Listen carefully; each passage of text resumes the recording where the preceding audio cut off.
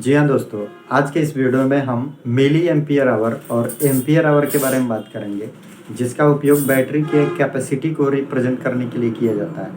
अक्सर आप फ़ोन के बैटरी को मिली एम्पियर में रिप्रेजेंट करते हुए देखा होगा, जिसका इस्तेमाल फ़ोन में किया जाता है 5000 mAh, 6000 mAh, जबकि हमारे घरों में जो इन्वर्टर के लिए बैटरी यूज़ किया जाता है, इसमें एम्पियर आवर के रूप में रिप्रेजेंट किया जाता है। तो बेसिकली आज के इस वीडियो में हम यही जानने की कोशिश करेंगे कि ये मिली एम्पियर आवर और एम्पियर आवर क्या होता है, इसका सिग्निफिकेंस क्या होता है, और बैटरी के कैपेसिटी को रिप्रेजेंट करने के लिए एम्पियर आवर को ही क्यों चूज किया जाता है। इसे समझने के लिए सबसे पहले हमें इलेक्ट्रिसिटी के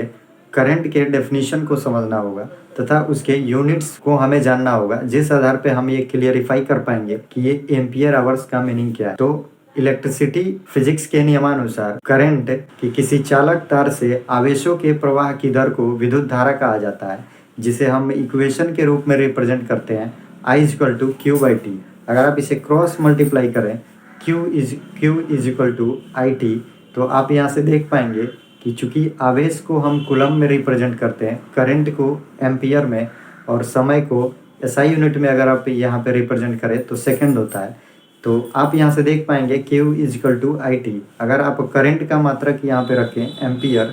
और समय का मात्रक रखें सेकंड, तो हम यह कहते हैं कि आवेश का मात्रक कूलम हुआ। लेकिन अगर इस समय के मात्रक को अगर हम आवर्स में रखें तो यहाँ से आपको देखने को मिलेगा कि coulomb = ampere hour. It means कि यह एक किसी बैटरी के कैपेसिटी को मेजर करने का मात्रक होता है।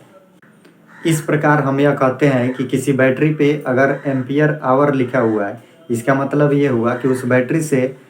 कितनी आवेशों का प्रवाह हो रहा है। इट मीन्स कि अगर 230 एम्पियर आवर लिखा हुआ है, इसका मतलब कि उस बैटरी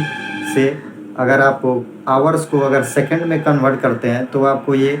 कैलकुलेट करने को मिल जाएगा कि इस बैटरी से कितने आवेशों का प्रवाह हो रहा है, जिस आधार पे हम यह कहते हैं कि जिस बैटरी की एम्पियर आवर की वैल्यू ज़्यादा है, उस बैटरी से आवेशों के प्रवाह का वैल्यू ज़्यादा होता है, जिस आधार पे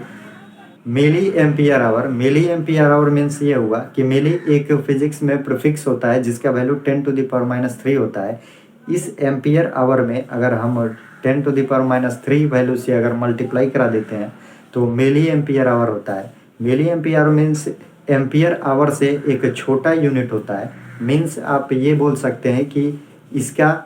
कैपेसिटी एम्पियर आवर की कैपेसिटी से कम होता है, जिसे हम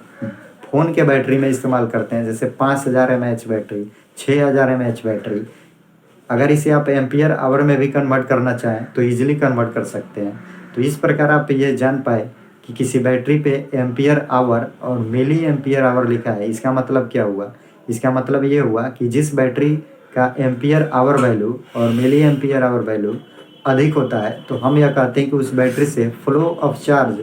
का वैल्यू ज़्यादा होता है, जिस आधार पे हम यह कहते हैं कि उससे हमें करंट की मात्रा ज़्यादा मिलेगी, जिस आधार पर हम बहुत से अधिक इक्विपमेंट का इस्तेमाल कर पाएंगे। इसे हम सिंपल एक वे में भी समझ सकते हैं कि यदि किसी बैटरी पे 230 एम्पियर आवर लिखा हुआ है, इसका अभिप्राय यह है